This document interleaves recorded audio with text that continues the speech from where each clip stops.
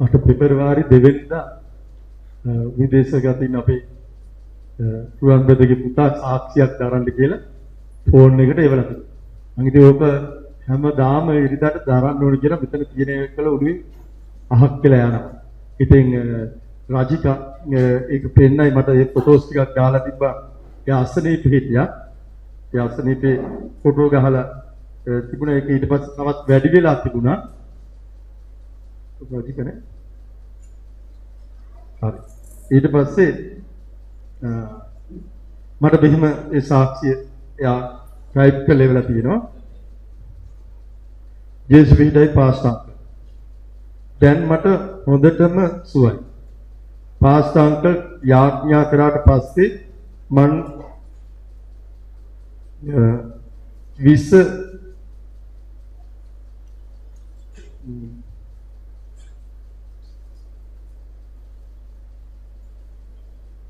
කරාට පස්සේ මගේ අපුරු පැහැදිලි 20 පස්සේ පුළුවන් වුණා දෙවියන් වහන්සේට අනකාරයක් ස්තුතියි. ඒ කියන්නේ යාඥා කිරුවන් පස්සේ එයා සුව වුණා කියලා කියනවා. යාඥා කරාන් පස්සේ මට කන්න පුළුවන් වුණා. ඉරිදට මේක සාක්ෂියක් හැටියට කියන්න පුළුවන් කියලා. ඉතින් දැන් දරුවා අසනීප වෙලා කන්න බැරුව ගොඩක් ගෙඩි හැමතැනම කටේ තිබුණා. එකට මොනවද කියන්නේ රුවන්වැලි? පැපොල් හැදිලා ගොඩක් අමාරු වෙනවා. ඊපස්සේ මේ වගේ ඇඟ පුරා කටේ හැමතැනම මේ දාලා තිබ්බා. එයා ෆොටෝ එකක් දාලා ඉවරයි. සාක්ෂියට. ඉතින් දෙවියන් වහන්සේ ඛණ්ඩ බැරුව තිබුණා ඒ සම්පූර්ණ ගෙඩි වලින් සම්පූර්ණ සුව දුන්නා කියලා ඔහු සාක්ෂි දරන්න කියලා කිව්වා. තවත් එක සාක්ෂියක් ඔහුගේ කියන්න දාලා තියෙනවා. පාස්ටර් අංකල්ට මතකද? මාව සර්පෙක් කා තිබුණා.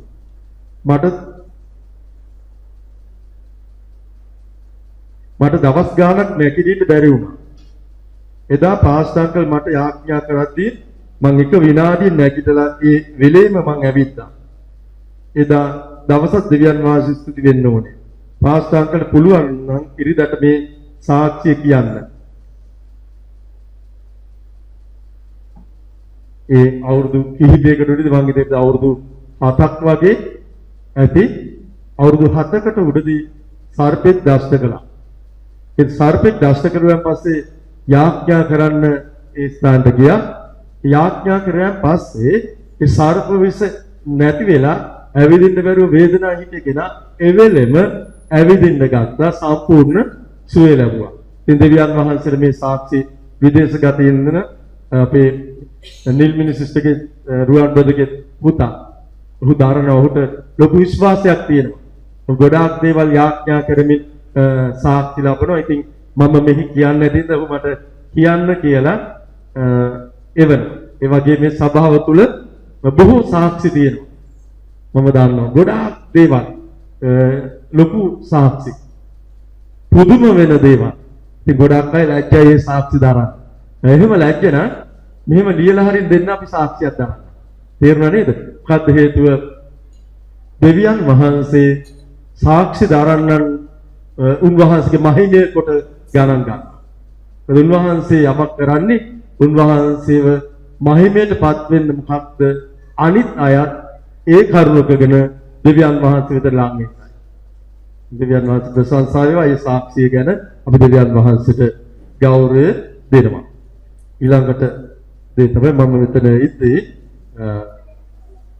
දෙවියන් වහන්සේ වැපිරීම ගැන මගේ හදවතට යමක් තියෙනවා.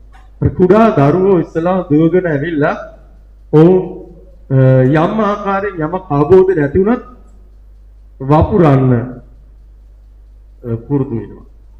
ඒක මගේ ආත්මයට දැනුණ දේ තමයි දෙවියන් වහන්සේ මට පහුගිය කාලෙම අවබෝධය දුන්නා. උන්වහන්සේ මට මඟ පෙන්වුවා. මගේ ජීවිතේ දෙවියන් වහන්සේ ගන්න පොදයක් තමයි දීම ගැන. දීම කියන්නේ බොහෝ ආශිර්වාදයක් ලබන්ට දෙවියන් වහන්සේගේ වචනේ නියම කරපු දෙයක්. ලැබීමට වඩා දීම ආශිර්වාදයක් කියනවා. අපි පුරුදු වෙලා තියෙනවා කිතුණු මනස ලබා ගන්න. හැබැයි දෙවියන් වහන්සේගේ මනස දෙන්න කියලා තියෙනවා. ඉතින් දීම තුල බොහෝ ආශිර්වාද රැකවරණය බොහෝආකාරයේ අපට ආත්මිකව කියන්නේ අපේ ආත්මය එලිදරව් වෙන තැන තමයි දීම. පොකට් එක තුලින් තමයි අපේ හදවත ගැන කියන්න පුළුවන් කියලා එක දේවදාසෙක් දේශනා කරනවා. මොකද දෙවියන් වහන්සේ අපේ සහෝදරයා කිව්වා දෙවියන් වහන්සේ දුන්නු දේන් අපි දෙන්නේ ස්වර්ගයෙන් දෙන දේ හැර අපිට කිසිවක් නැහැ කියලා ඔහු දේ වචනේට මතක් කළා. ඉතින් මම ඒ වගේම දෙවියන් වහන්සේ ඔබ හැම කෙනෙක් තුළම සාක්ෂි තබලා තිබෙනවා. ඒවා ඔබ නිර්භීතව උන්වහන්සේ ඉදිරියේ දරන්න ඕනේ.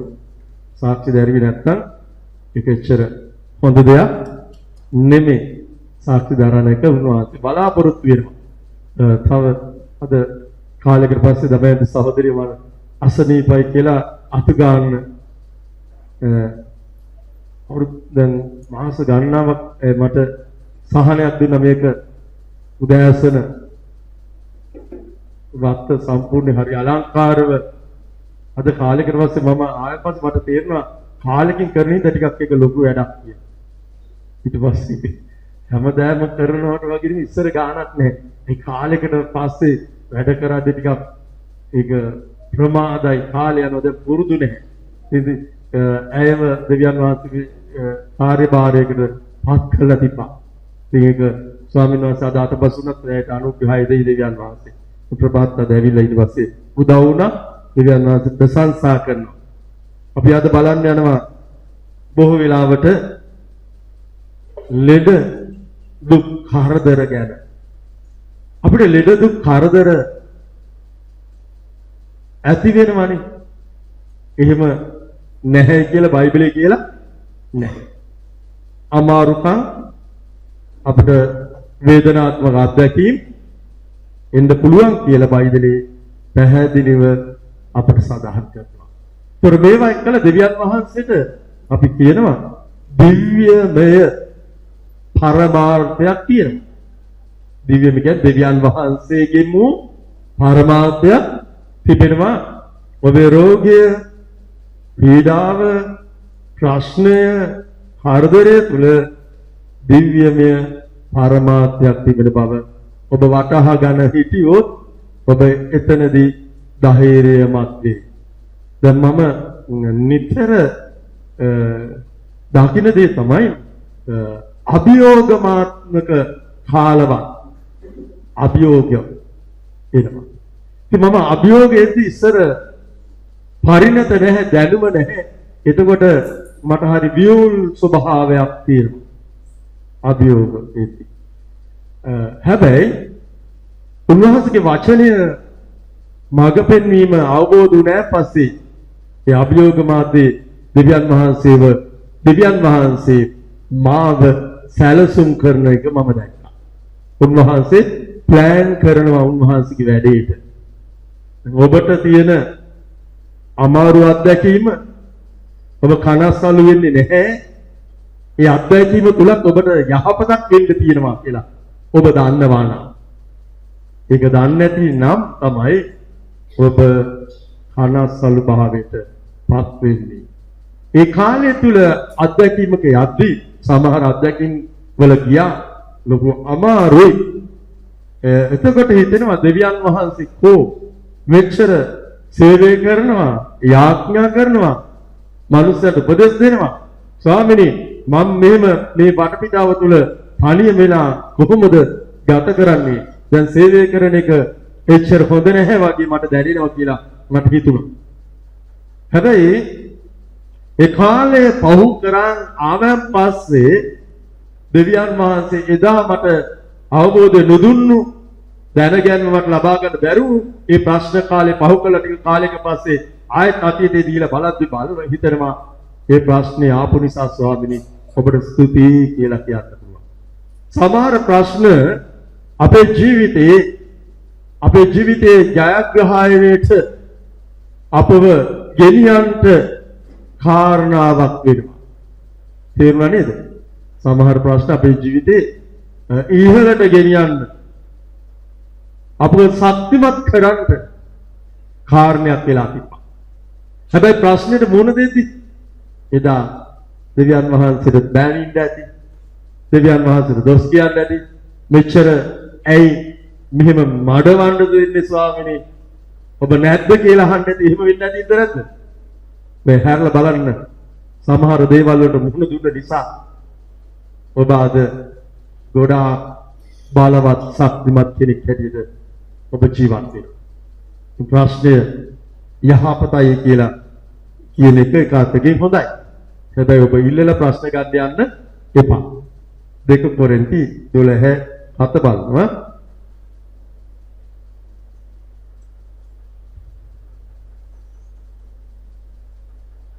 දෙක කොරින්ති 12:7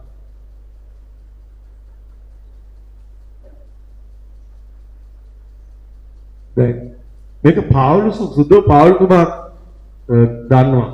දෙවියන් වහන්සේට අලුත් අය දන්නේ නැහැ. සමහරවිට මේ පාවුලුතුමා කිව්වම ගොඩක් අය දන්නේ නැහැ අලුත් අය.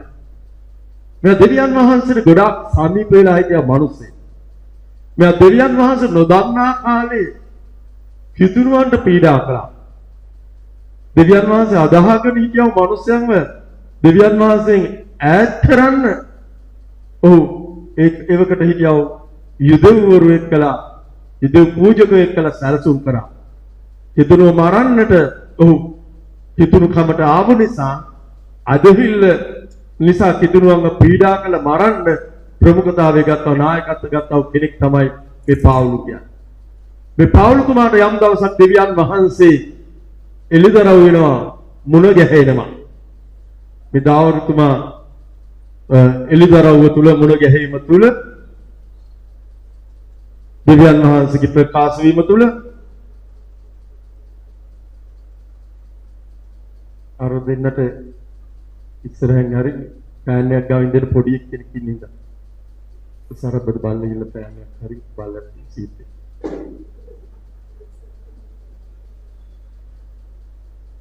ඉතින් දෙවියන් වහන්සේ ගැන දන්නේ නැතිකොට පීඩා කළ පාවුලු දවසක් දෙවියන් වහන්සේ පාවුලු අල්ල ගන්නවා. පාවුලුගෙන් අහනවා මේ පාවුලු ඇයි ඔයාම මට පීඩා කරන්න කියලා. දෙවියන් වහන්සේ ආලෝකයෙන් යේසුස් වහන්සේ පාවුලුගෙන් අහනවා. එතකොට එවකට පාවුලුගේ නම සාවුලු නුඹ මට පීඩා කරන්නේ මන්ද කියලා අහනවා. දැන් හොඳට මතක තියාගන්න ඕනේ. කිතුනුව වන ඔබට මට පීඩා කරනවන කවරෙක් වුණත් ඒ පීඩාවට දෙවියන් වහන්සේ සම්බන්ධයි. දෙවියන් වහන්සේත් මේ පීඩාව ඔබට මට පීඩා කරනවා කියන්නේ දෙවියන් වහන්සේටත් පීඩාවක්. ඉතින් පාවුලුතුමා කිතුණු ප්‍රජාවට පීඩා කරද්දී දෙවියන් වහන්සේ සාවුල්ගෙන් අහනවා සාවුලු ඔයා මට ඇයි පීඩා කරන්නේ? ආලෝකයෙන් එළිදරව් වෙනවා. ලොකු ආලෝකයක් බගන්න බැරි ආලෝකයක්. පාවුලු අහනවා දෙවියන් වහන්සේගෙන් ඔබ කවුද කියලා. මෙයා දන්නේ නැහැ. මේ සර්ව බලධාරී දෙවියන් වහන්සේ පීඩා කරලා තියන්නේ කියලා. යහන ඔබ කවුද?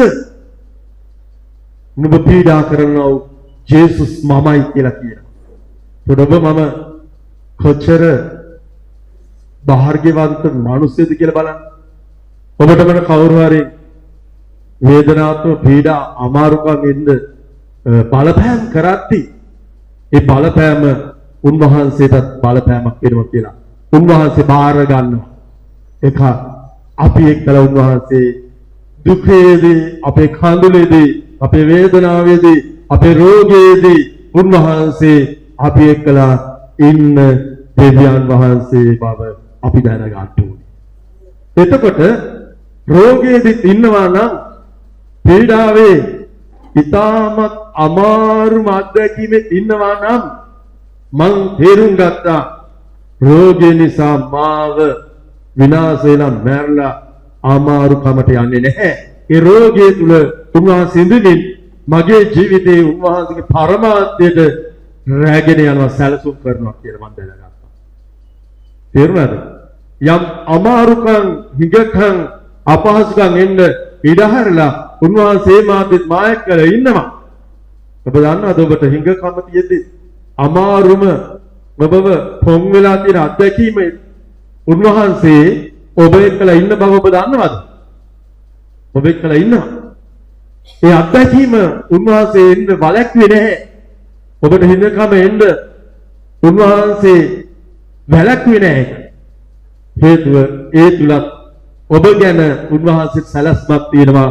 උන්වහන්සේ බලාපොරොත්තු වෙන පරමාර්ථයට ඔබව මාව ගෙන යන්න. දැන් අපි මේ ජීවිතේ කිතුණු ජීවිතේට අවුරුදු 20 ගානකට උඩදී එන්න ඉස්සරේ ලොකු වේදනාත්මක අත්දැකීම් තිබුණා. ගොඩාක් පීඩාකාර අමාරුම තිත්ත අත්දැකීම් වලින් ආර්ථිකයේ රෝග පීඩා ගෙවල් වල ගොඩාක් අපහසුකම් වලින් තිබුණු කාලයක්. හරිම අමාරු කාලයක් තිබුණා. ඒ අමාරු කාලයේදී අපි දන්න විදියට අපි කතෝලික පසුබිමේ යාඥාවල් කළා. අපේ ගෙදර අපිට පුරුද්දක් හැටියට විනයක් යාඥාව කියන එක. අපේ තාත්තා එද්දි අපි පැදුරේ යාඥා කරමින් ඉන්නුනේ 6 වෙද්දි. පහන නිමෙන්න බෑ ගෙදර. ඉතින් ආගමික පසුබිමක් තිබුණා. අපි ඒ විදිහට යාඥා කළත් අපිට එදා අපේ ප්‍රශ්න වලට උත්තර තිබුණේ නැහැ. තද අමාරුකම් වලට වැටුණා යාඥා කරද්දී. එදා නොදන්නකම්. ඒ අමාරුකම නිසා අපිට තවත් ප්‍රශ්න වලින් උත්තර ලැබෙන්න විවිධ තැන් වලට යන්න වුණා. ඔය ශාස්ත්‍ර කියන තැන්, තව පේන අහන්න, වෙලාවල් බලන්න, නිමිති බලන්න, තව තොইল කරන්න.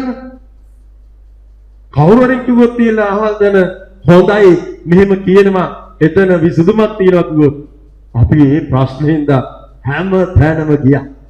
දැන් අපිට ඒක නිසා යම් දවසක් ආවා මේ සබාව තිබුණු තැන ඉස්සර අපේ වාහන තිබුණ ගොඩක් දෙතාක් වාහන 4-5 සමහරලා තියෙනවා. මේ ඒක වාහන දාන්න තිබෙ ගෑරේජ් එක අපේ පොඩි කාලේ.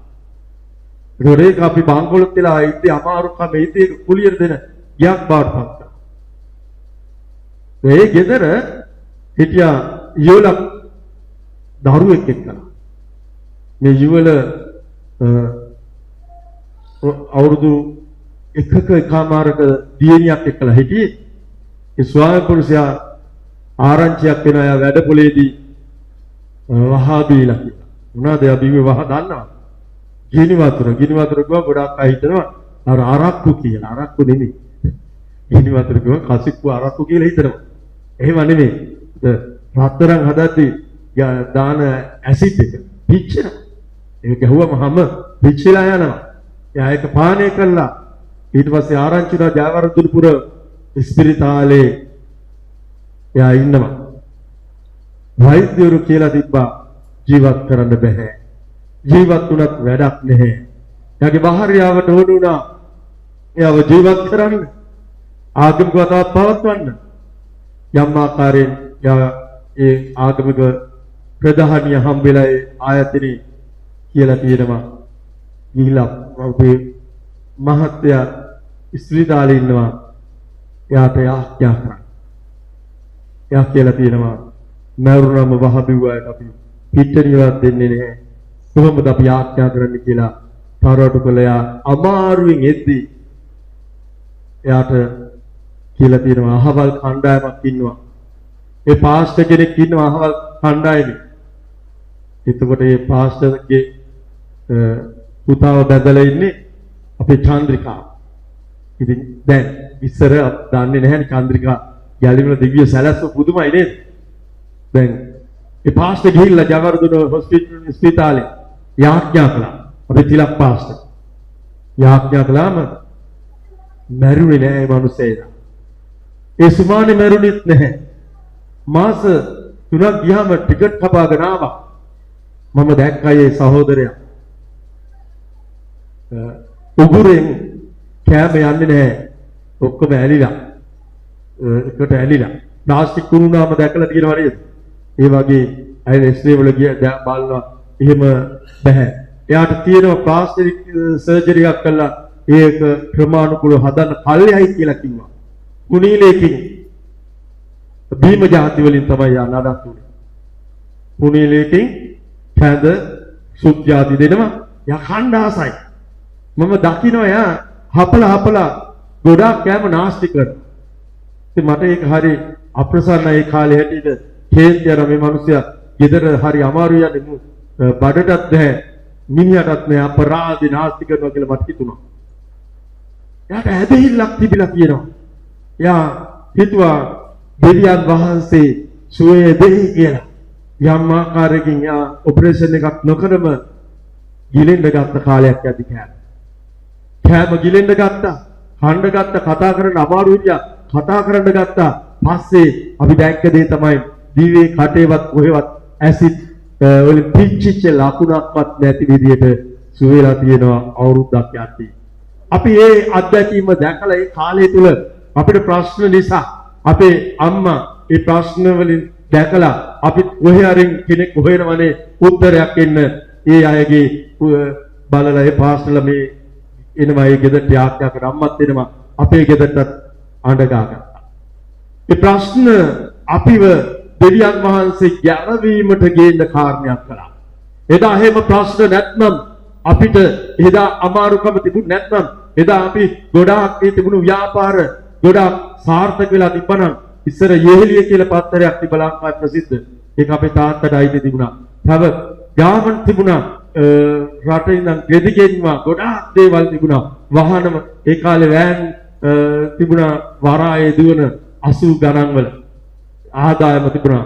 ටෙස් කඩවත තිබුණා. තව බෙල්ල විදිය ලොකු උඩ තට්ටුවක ගාමන්ට් එකක් තිබුණා කොටුවේ. මෙහෙම ආදායම තිබුණොත් ඒක තවත් ආදායම් වැඩි වෙලා අපිව වැටුනේ නැත්නම් ප්‍රශ්න ආවේ නැත්නම් අපිට හිඟකම ආවේ නැත්නම් අපිට ජේසුව හම්බ වෙන්නේ නැහැ. අද මම කියනවා එදා එහෙම වුණේ එක ස්වාමිනී හොඳයි කියලා කියනවා. ඒක එදා එහෙම වුණේ එක හොඳයි. ඒ ප්‍රශ්නේ වුණේ නිසා තමයි ඔබ මුණ ගැහුනේ.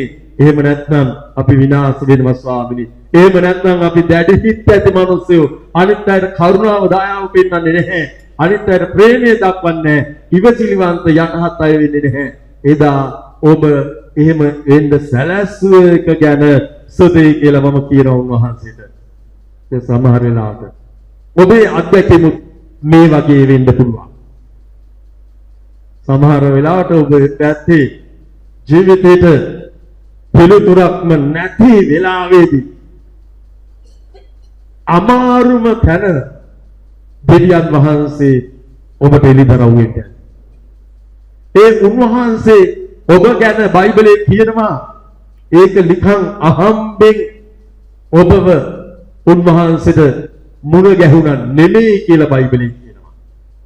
ඔබ ගැන උන්වහන්සේ ප්‍රශ්නය තුල පීඩාව එන්නේ ඉඩහැරලා සැලසුම් කරලා තියෙනවා. උන්වහන්සේ දෙකට ලං කරගන්න පිළිස ඒක කවදාද උන්වහන්සේ සැලසුම් කළේ? කවදාද දන්නවද? බයිබලයේ කියනවා මවගේ ගර්භයට එන්න ප්‍රථමේ పూర్වයෙන් උන්වහන්සේ කලින් ලෝකේ මවද්දී අත්විවරණ දාන්න ප්‍රථමේ ඔබ ඉපදෙන්නේ ඉස්සරි තවත් නූපන් අය ගැන උන්වහන්සේ සැලසුම් කරලා තියෙනවා. එහෙනම් ඔබ කරදර වෙන්න එපා. මනස පීඩාවට පත් කරගන්න එපා. සමහර ප්‍රශ්න රෝග පීඩාවල් අමාරුකම් තුල දෙවියන් වහන්සේ ඒ උන්වහන්සේගේ එළිදරව් වීමට ඒ මාවතක් සලස්වනවා. සැලසුම් කරලා තියෙනවා. ඉතින් පෞල්තුමා කියනවා තවද ඒ එළිදරව් කිරීමේ අතිශය උතුම්කම කරුණකගෙන දැන් පෞල්තුමා මෙහෙම අමුතු ගමනක් ආවා. දැන් දෙවියන් වහන්සේ ඔහුව ලං කරගෙන පෞල්තුමා අනිත් අයට පීඩා කළා. ਉਹ පීඩාවට පාත්තුණු කෙනෙක් නෙමෙයි. හැබැයි දෙවියන් වහන්සේ දමස්කේදී ඔහුට කතා කරලා කියනවා සාවුලු සාවුලු ඔබ මට පීඩා කරන්නේ මන්ද? එතකොට සාවුලු අහනවා ස්වාමිනී ඔබ කවුද? ඔබ පීඩා කරන ජේසුස් මමයි කියලා කියනවා. එතකොට සාවුලුට පීඩා කරලා තියෙන්නේ ජේසුට. ඇයි කිතුණුවේ හැම කෙනෙක්ගේ ජීවිත තුළ ජේසුස් වහන්සේ වැඩ වාසය කරනවා. කිතුණුවෙක්ට විරුද්ධව යමෙක් නැගිටිනවාද? ඒ නැගිටින්නේ ජේසුස් වහන්සේට විරුද්ධවයි කියලා බයිබලයේ සඳහන් කරනවා. කී දෙනෙක් තුළ ජේසුස් වහන්සේ ඉන්නවාද? එහෙනම් ඔබට විරුද්ධව නැගිටිද්දී කාට විරුද්ධවද නැගිටලා තියෙන්නේ? ඒක මතක තියාගන්න. සඳරේක පහුගිය ටිකේ පණියම අභියෝග දුන්න අපි ආඥා කළා. ඇගේ ස්වාමි පුරුෂයා වියෝගේ අමාරුලා ඇයට කවුරුවත් උදව් වෙන්නේ නැහැ. අපිත් වැඩි බැලුවා එහි කට්ටිය ඇතිනේ කියලා බලද්දී ආවෙන් පස්සේ ආයෙ කියද්දි දන්නේ අපි දන්නවා නම් එකකට යනවා කට්ටිය. හැබැයි දෙවියන් වහන්සේ යාඥාව තුළ හැම කෙනෙක්ට වඩා ශක්තිය දීලා ඒ කාරණා කරගන්න අනුග්‍රහය දීලා තිබුණා. දෙවියන් වහන්සේට උදව් කළා තිබුණා. ඒ සාක්ෂි දරුවා වේදනාව හැබැයි ඇය දන්නේම නැතුව ශක්තිය ඒ කාලය තුල ලොකු වේදනාවක්පත් වෙලා කාටවත් කිව්වේ නැතුණාට හැබැයි ඒව ටික දරාගෙන ඇවිල්ලා තියෙනවා. දෙවියන් වහන්සේට ස්තුති කරන්න ඕනේ. ඇයට උදව් කළා තියෙනවා. ඇයට විරුද්ධ යම් ආකාරයේ කාලෙ තුල එක කුමන්ත්‍රණ තිබුණා. ඒ එකක්වත් ඇයගෙන් ජය ගන්න බැරි වුණා. මොකද හේතුව? ඇය එක්කලා ජේසු ඉන්නවා. ඇයට විරුද්ධව යමක් කරුවම ජේසුට විරුද්ධ නිසා කිසිම අභියෝගයක් විරුද්ධවාදීන්ට ජය ගන්න හැකියාවක් තිබෙන්නේ නැහැ නේද සඳරේ? අය සාක්ෂියගේ බලවත්. මේකගේ සාක්ෂි තියෙනවා සමහරලට දරන්න අමාරුයි. පස්සේ දරයි අය.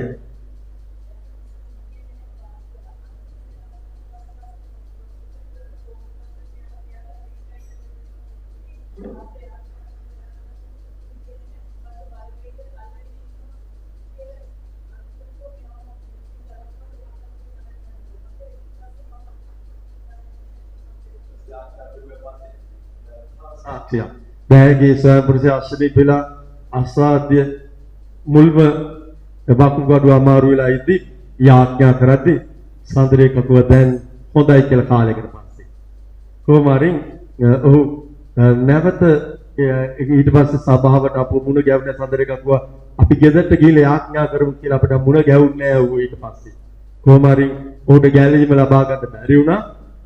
අන්තිමේදී ගොඩාක් අසාධ්‍යයේදී සඳරේ කමිටට අපි උදෑසන යාඥා කරලා තිබුවා අමාරුවේ ඉන්නේ තමයි යාඥා කරන්න කිව්වා. මම කණ්ඩායම එක්කලා පෞද්ගලිකව අපි යාඥා කළා. යාඥා කරද්දී ඇතුලේ ගොඩාක් නාස්ති වෙලා එයා අවයව දිය වෙලා ඒවා හොඳ තැනක දෙමේ තිබ්බේ.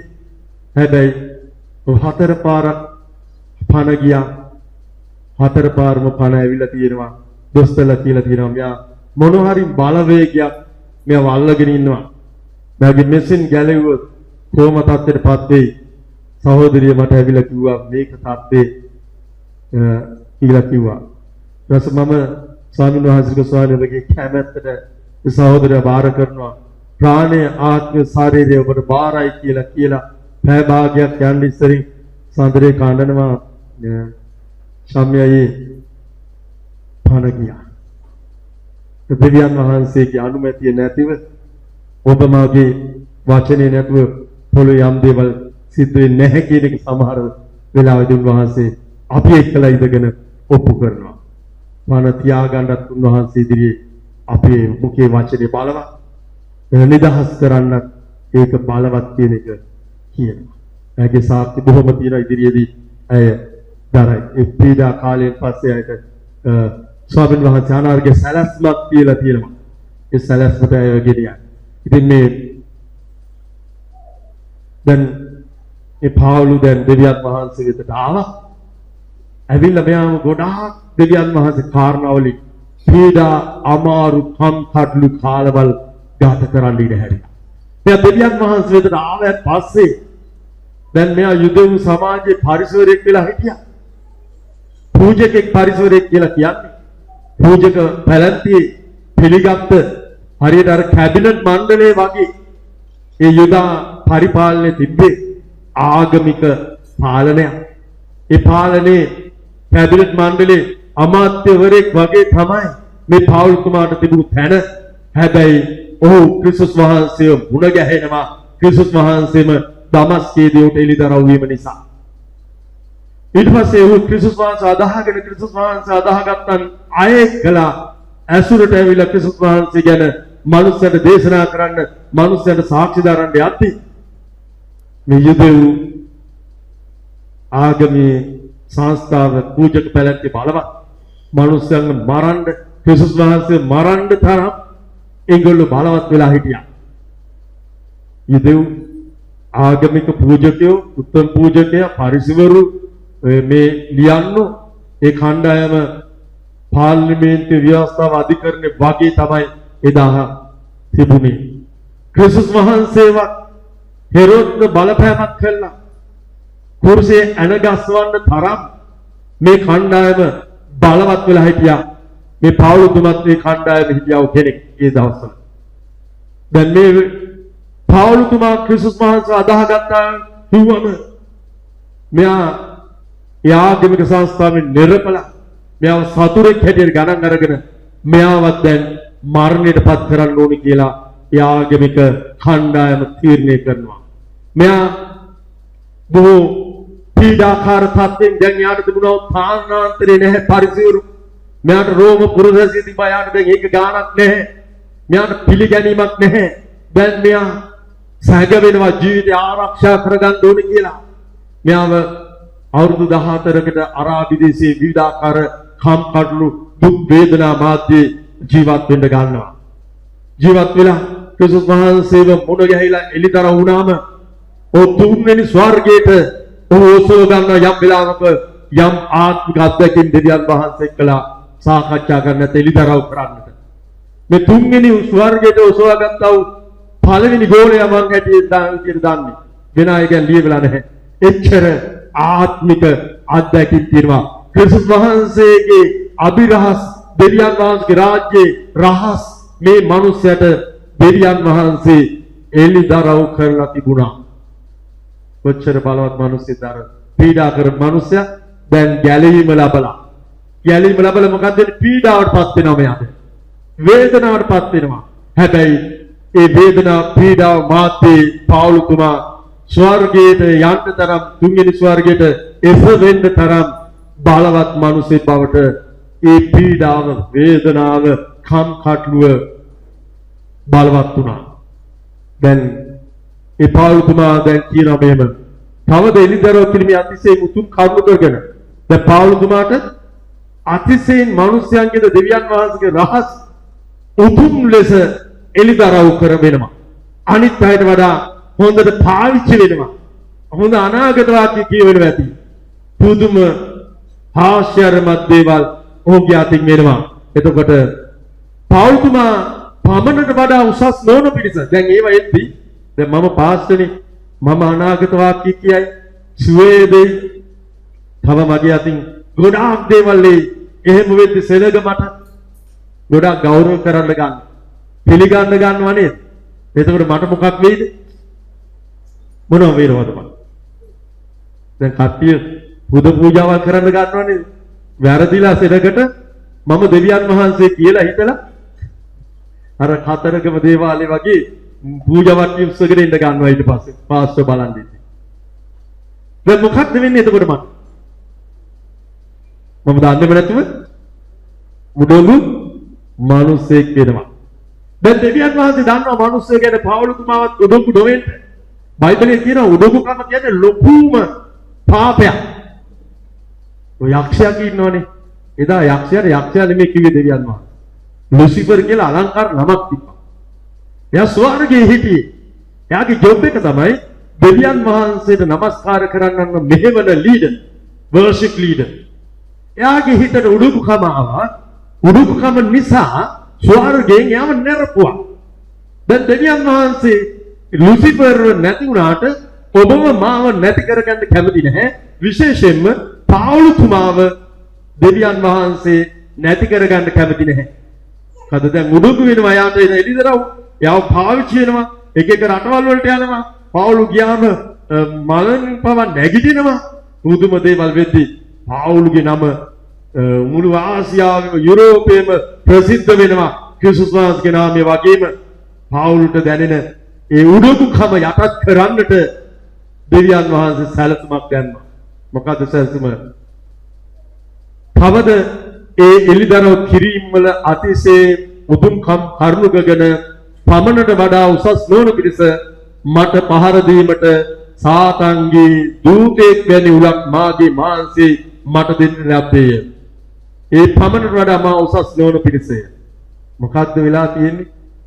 උඩුකුකම වලක්වන පිරිස. පෞල්තුමාගේ මාංශ කියන්නේ ශරීරේ සාතන් කියන්නේ යක්ෂයාගේ උලක් වැනි දෙයක් තිබිලා. දැන් හිතෙනවා මෙහෙම දෙයක්.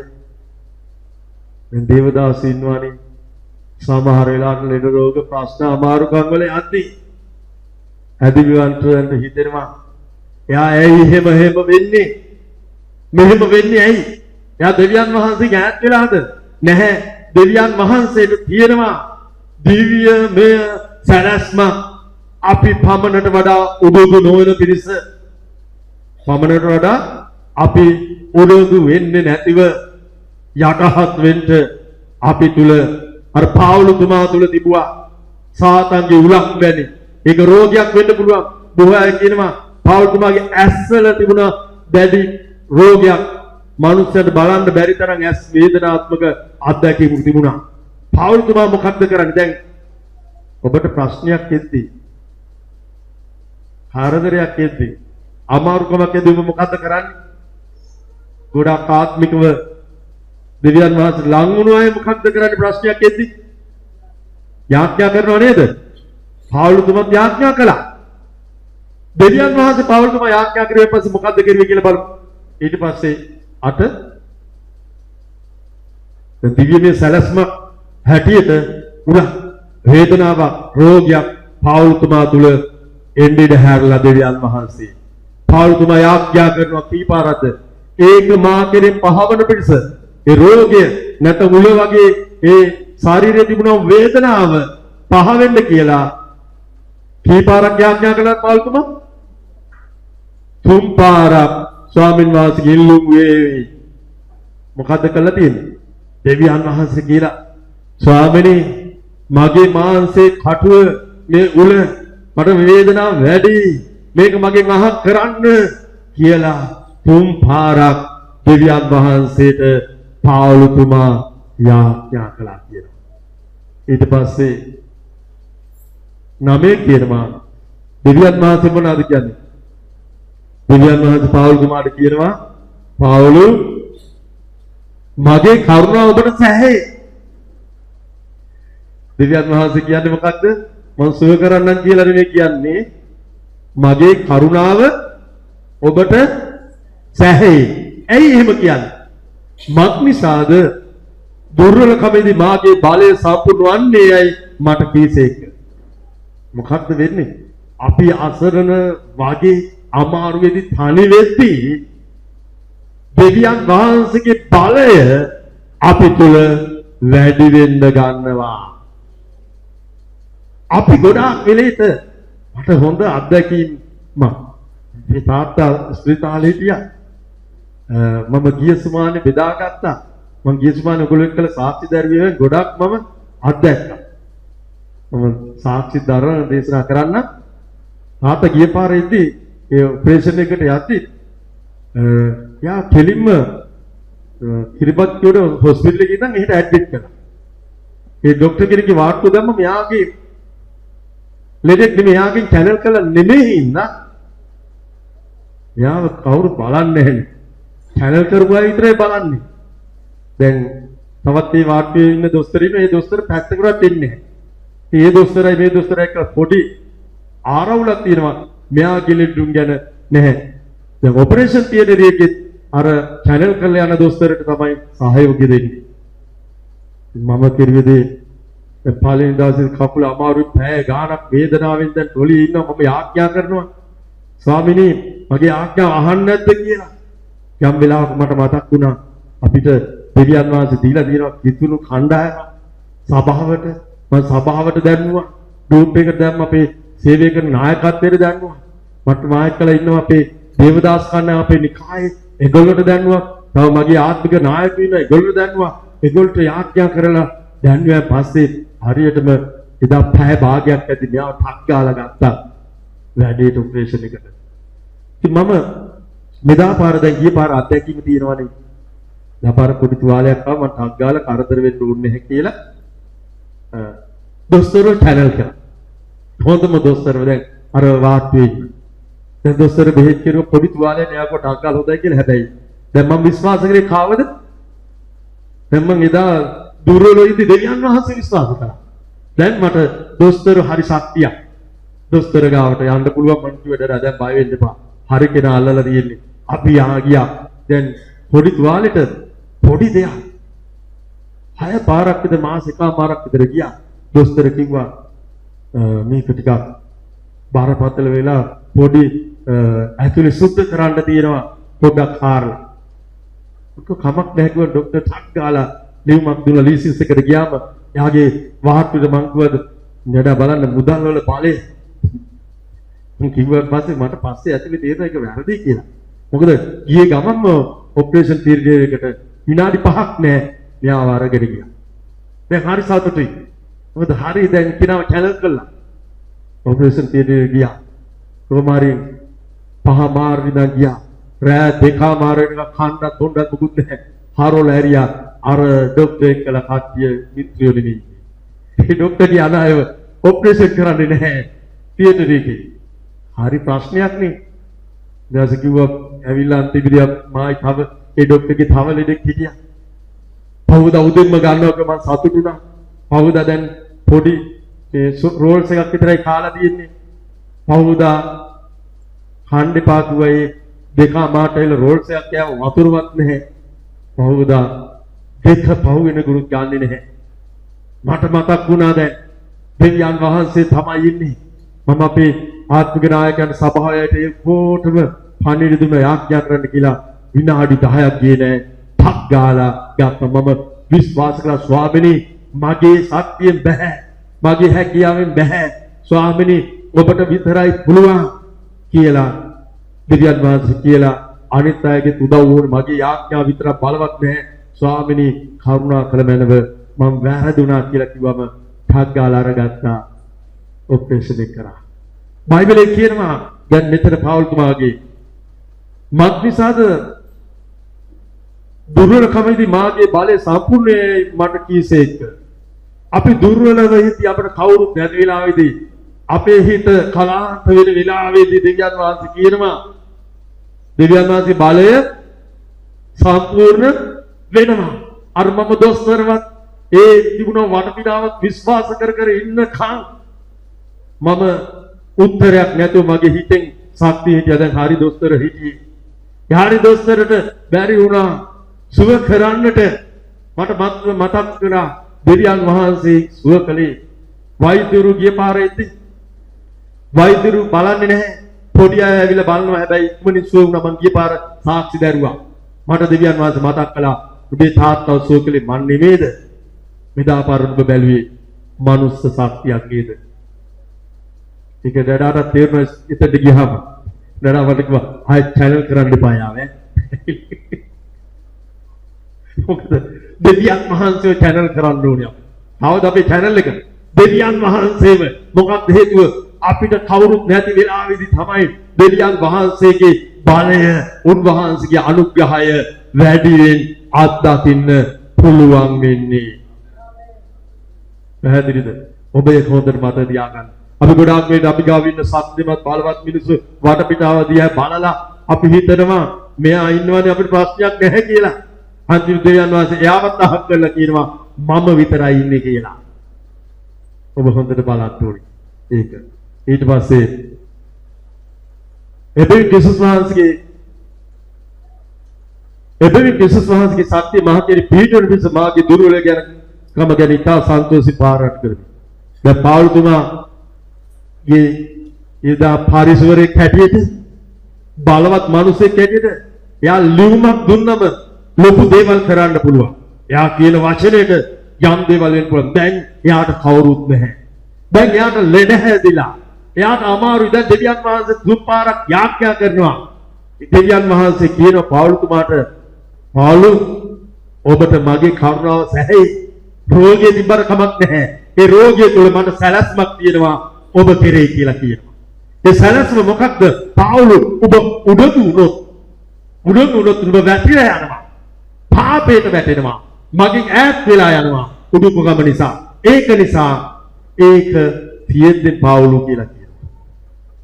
මොකද කියන්නේ මේක එහෙම උල මානසික වේදනාව තියෙද්දි පවුලු. ඊට පස්සේ පවුල්තුමා කියනවා ක්‍රිස්තුස් වහන්සේ සත්‍ය මහ කෙරේ පිහිටවන පිණිස මාගේ දුර්වලකම ගැන දැන් පවුල්තුමා පාරට්ටු කරන්නේ මොකක්ද? එයාට බැරිකම, එයාගේ තියෙන අමාරුකම, එයාගේ තියෙන දුර්වල ගුණාංග ගැන, එයාගේ රෝගය ගැන. ඇයි එයාගේ උඩුකම ගැන නෙමෙයි. ක්‍රිස්තුස් වහන්සේගේ ශක්තිය එන්නේ අපේ දුර්වලකමේද කියන එක පවුල්තුමා අපට උගන්වනවා. එහෙනම් ඔබ තනි වෙලා ඉති කවුරුත් නැහැ කියද්දි ඔබට අලාභෙන්දි නින්දා කරද්දි තනියයි කියන වෙලාවේදී ඔබ ගොඩාක්ම වෙලාවට ඔබ බලන්න ඕනේ උන්වහන්සේ දෙස. ඒ වෙලාවේදී උන්වහන්සේ ශක්තිය ඔබ වෙත පැමිණලා ඔබ බලවත් කෙනෙක් බවට පත් කරන්න යනවා. ඔබව බලවත් මිනිසෙක් දෙවියන් වහන්සේ දෙස බලන්න. ඔබට මේ පරිසරයෙන් ඉඩ හරිනවා උන්වහන්සේ. ඒක තේරුම් ගත්තේ නැති වෙනාවට මේ දිව්‍යමය සැලැස්ම තේරුම් ගන්න බැරි වුණාම අපිට පීඩාවටපත් වෙනවා අපි. අමාරුකමටපත් වෙනවා. ඉතින් මම දැක්ක දේ තමයි දැන් මම ඉද්දි ඒ තාත්තකලිදී ඒ කාටිතියදී මට එනවා මම අමාරු තාත්තට ඉද්දි ගොඩාක් අමාරු අයට අපේ එනවා යාත් මට කියන්න බැහැනේ දැන් මම ඉන්නේ රැවුල ගිනි අරගෙන ඔයලා සුරුටුපත්තු කරන්න එපා කියලා කියන්න බැහැ නේද? මට මතක් වෙනවා මම දේවදාසේ ඒ අතරතුර මම යාඥා කරනවා. සමහර ප්‍රශ්නවලට උත්තර දෙනවා. ඒ කාලසිබද යාඥා මගේ දුර්වලකම එක්කලා මම යාඥා කළා. යාඥා වලට උත්තර ලැබිලා. මම එතන ඉඳගෙන කියනවා සුභාරංචි සමහර අයට. සමහර අය 4-5 පාර ඔපරේෂන් කළා. මම කිව්වා ස්වාමින් වහන්සේ කියලා කෙනෙක් ඉන්නවා. මෙහෙම කියනවා මටත් මෙහෙම වුණා. ඔයා විශ්වාස කරන්න මෙහෙමයි. අදිපස්සේ ඔයා මෙහෙම විශ්වාස කරොත් ඔයා සුවය ලබයි. ඒ තාත්තට ඉස්සරින් ඔපරේෂන් කළා ගත් එක්කෙනා බඩේ යම් කිසි කාර්යයක් නිසා ඔපරේෂන් කළා සුව වෙච්ච නැති කෙනා එයා කියනවා ඇවිදගෙන යන ගම අයියේ අද මට වේදනාවක් නෑ වෙනදා වගේ නෙවෙයි. මට ඔයා කිව්වාගේ සුවයක් දැනෙනවා. මං එයාට කිව්වා ගිහිල්ලා නීගොමේ ඉන්නේ නීගොමියේ දෙවියන් වහන්සේගේ සභාව හොයාගෙන යන්න. බයිබලයේ තියෙන සභාවක් හොයාගෙන යන්න කියලා කිව්වා. තවත් කෙනෙක් මේ වගේ ඉද්දි කිහිප දෙනෙක් ඒ ටිකට උත්තර ලැබුවා. අර මම දුර්වලව ඉද්දි වෙනදට වඩා යාඥා කෙරුවේ නැහැ. වචනේ කියලා සුව වෙයි කියන එකට මම උන්වහන්සේ විශ්වාස කළා ඉන්න හින්දා මගේ දුර්වල කමේදී තමයි මම දැක්කේ දෙවියන් වහන්සේගේ බලය දැක්කේ. එතකොට දවස් 2 ගානක් නිදි නැහැ ඊයේ. ගෙදර ඇවිල්ලා කොයිලේද පැටලා නිදිය ගන්න කියලා හිතාගෙන ෆෝන් එකත් ඕෆ් කරගෙන දෙවියන් වහන්සේ ශක්තිය දුන්නා. දෙක මාරකට වඩා ඊට විදල් 3කට ගානක් හරි රින්දක් නැතිව. හැබැයි ඒ වෙලාවේදී දෙවියන් වහන්සේ අද දේශනා කරන්න ශක්තිය දුන්නා. වැඩ කටයුතු කරන්න ශක්තිය දුන්නා. හේතුව මම දැක්ක දේ තමයි මේ පෞල්තුමා දැක්ක දේ. ක්‍රිස්තුස් වහන්සේගේ ශක්තිය මා කෙරෙහි පිහිටවන පිස මාගේ දුර්වලකම ගැන මම පාරට්ටු කර ගන්නවා. අපි ගොඩාක් වෙලෙන මිනිස්සු හැටියට කතා කරන්නේ අහවලාම දුර්නවා, අහවලා අපේ ඥාතියා, අහවලා මෙහෙමයි කියලා. හැබැයි දෙවියන් වහන්සේ පමණයි ඉන්නේ. තේරුණා නේද? දැන් මම ගිය පාර කතා කළා කිව්වා නේද? අර මහතුන් අයියා උසාවියේ කූඩුවේ මාත් උසාවියේ කූඩුවේ කියලා. මතකද? ගිය සතියේ මෙදා පාරත් ඒ වගේ දෙයක් වුණා. මට කූඩුවට යන්න ඕනේ කූඩුවට දාන්න හැදුවා. ඉතින් දැන් ඉන්න ගමන් දැන් දෙවියන් වහන්සේ ගැන කියලා ඔයගොල්ලෝට කියලා මම ඇදීලත් මාව පරීක්ෂා කරනවා එක ඉන්නවාද කියලා බලන්න. ඉන්න ගමන් බාදාද යාඥාවේදී එකපාරට පොලිස් නිලධාරි දෙන්නෙක් ආවා. නමක් කියාගෙන බාස් ඔක්කොම මුළු නමම කියලා කිව්වා. මම බැලුවා මොකද්ද මේ මගේ කවුද කියලා මම මට දැන් කියනවා ස්මැක් එක තියෙනවනේ මොන්ටිසෝරියක් තියෙනවනේ එතන තියෙනවා මේක මම නෑ කාර් එක දැන් ඉතින් මෙයා ගොඩාක් දේවල් කියද්දි හිතට ඉතින් අමුත්තක් දැනෙනවනේ මට උනේ ඉක්මනට දැනගන්න මොකක්ද මේ මට විරුද්ධව තියෙන චෝදනාව. ඉතින් මේ මොන්ටිසෝරිය ගාව ඔයා ඔයාගේ කුණු බෑග් එක දාන තැන. එතන දැන් ගොඩක් කල් අපි හොයුව කවුද කුණු දාන්නේ? ඔන්න අල්ලගත්තා. කවුද අල්ලලා මා. මම කොහොමද මෙච්චර වත්තක් දීදී මම පෙන්නවා මේ කුණු පුච්චන තරක් තියෙනවා. මෙහෙම මේ වත්ත මෙහෙමයි. මෙච්චර දාන්න අන්ත කුණු වහනෙත් තියෙනවා. අනිත් හන්දි ගානක් තියෙනවා. මේ මිනිස්සු අහං කවුන් දෙන්නෙම නැහැ. කෑ ගහනවා නිකන් යුද්ධ විදියට. කියනවා මම පාස්ටර් කෙනෙක් කියලා කිව්වේ නැහැ. ඒකද දැන් මිනිහට කෑ ගහන්න දෙන්න ඕනේ කියලා මම සද්ද නැතුව අහගෙන ඉන්න මම ගොඩාක් එයාට කිව්වා මේ මම එහෙම කෙනෙක් නෙමෙයි. තාකිනවා හයිකෝට් දාලා ආවල් කම්පැනි අයිතිකාරයවත් මම දැම්මා උසාවියට පොලිසියට එන්න අපේ OIC මහත්තයා ඉස්සර ඔයා පිළිගන්නේ කිව්වා. මම කිව්වා ඔයාගේ කැමැත්තට ඒක මං එන්න. ඊළ දැන් තාත්තගේ ප්‍රශ්නේ ඒකයි දෙක තුනක් එකට. මගේ දුර්වලකමේදී දෙවියන් වහන්සේගේ බලය සැහේ.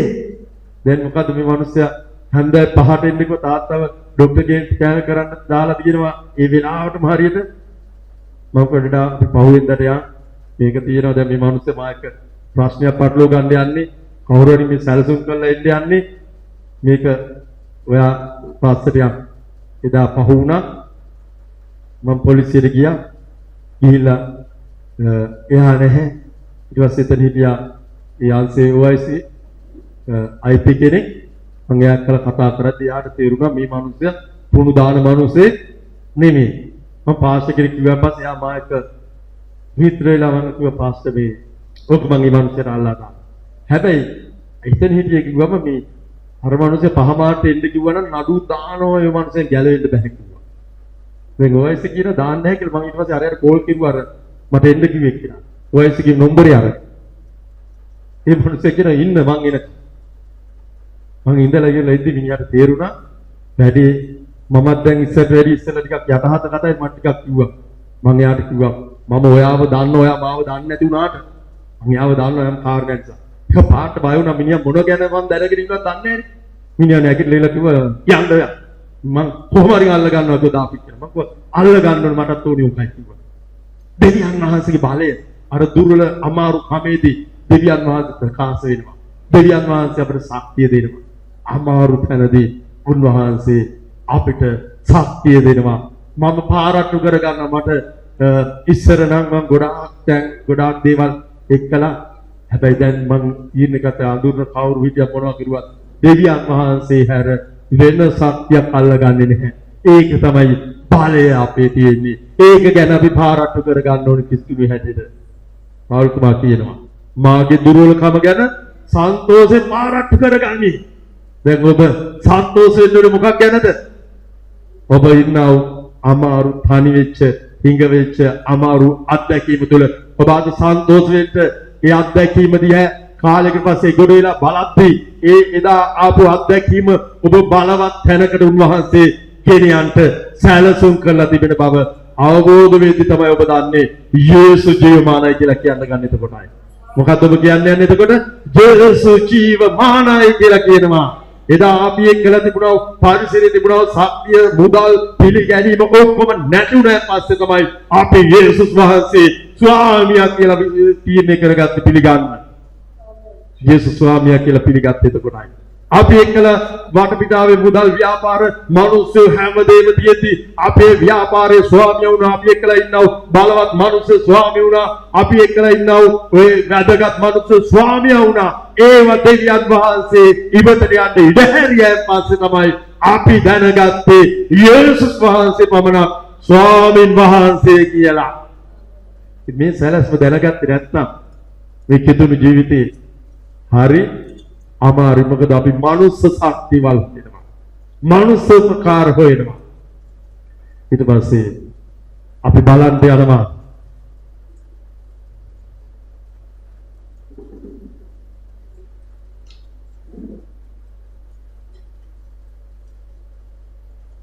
අපි 2 කොරින්ති 12 1 लेखन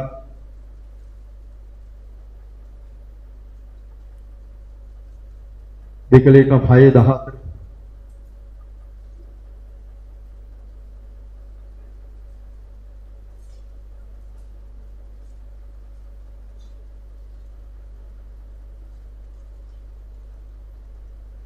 දැන් මෙතන යාඥාවක් කරනවා අනාගත වස්තුකේ රාජකෙනි ඊශ්‍රායල්ගේ දෙවි ස්වාමීන් වහන්සේ ස්වර්ගයේ පොළවේ ඔබට සමාන දෙවි කෙනෙක් නැත. ඔබ වනහයි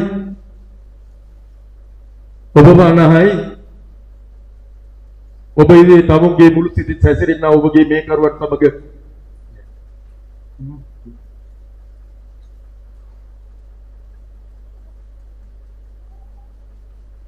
Hebrew 12:6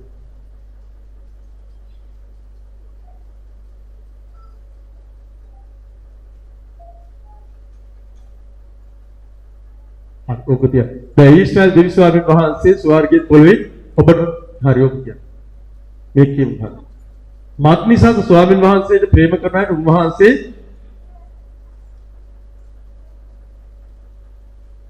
එහෙනවද?